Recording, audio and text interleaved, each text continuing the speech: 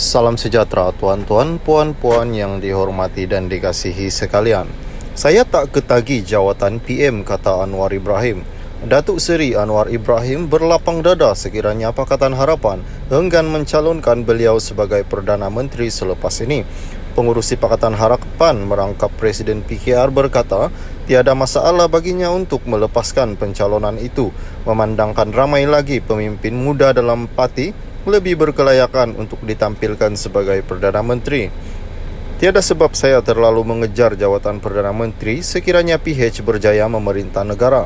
Ramai cakap saya gila nak jadi Perdana Menteri, sedangkan semua orang tahu kalau saya nak jawatan itu sejak 1999 lagi, saya dah boleh jadi Perdana Menteri.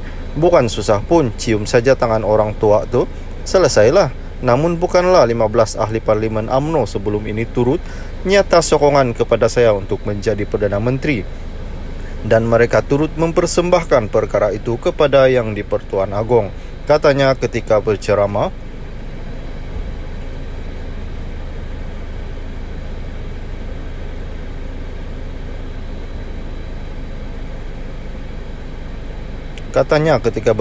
di Majlis Kenduri Rakyat di Kampung Mengkuang Layar, Tambun Tulang hari ini, Anwar menjadi calon PH bagi merebut Parlimen Tambun pada pilihan raya umum ke-15 kali ini berkata, beliau mengambil pendirian tidak menandatangani dokumen sokongan berkenaan kerana enggan terperangkap dengan syarat ditetapkan UMNO. Ini disebabkan UMNO menetapkan syarat kalau saya nak jadi Perdana Menteri, saya kena selamatkan dulu kes mahkamah pemimpin mereka. Kalau mereka ketagi sangat nak jadi Perdana Menteri, mesti saya dah tanda tangan dokumen itu, katanya. Dalam pada itu, Anwar turut menempelak kenyataan pengurusi Perikatan Nasional Tan Sri Muhyiddin Yassin yang menifatkan beliau hanya sekadar layak menjadi PM tepi dan gagal menguruskan pandemik COVID-19 dengan sebaiknya waktu PH memerintah.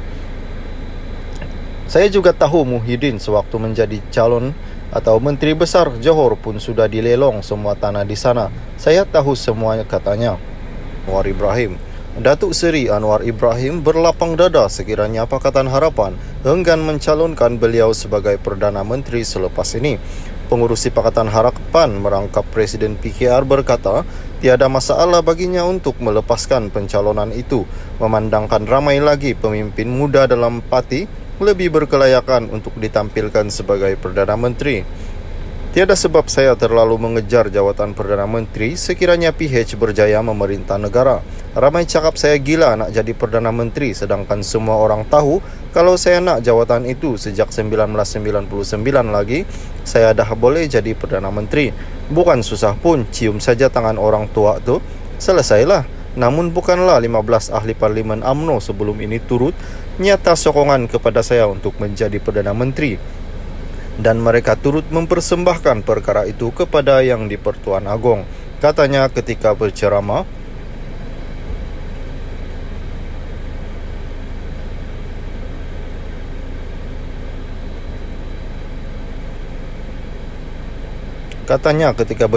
di Majlis Kenduri Rakyat di Kampung Mengkuang Layar, Tambun Tulang hari ini, Anwar menjadi calon PH bagi merebut Parlimen Tambun pada pilihan raya umum ke-15 kali ini berkata, beliau mengambil pendirian tidak menandatangani dokumen sokongan berkenaan kerana enggan terperangkap dengan syarat ditetapkan UMNO.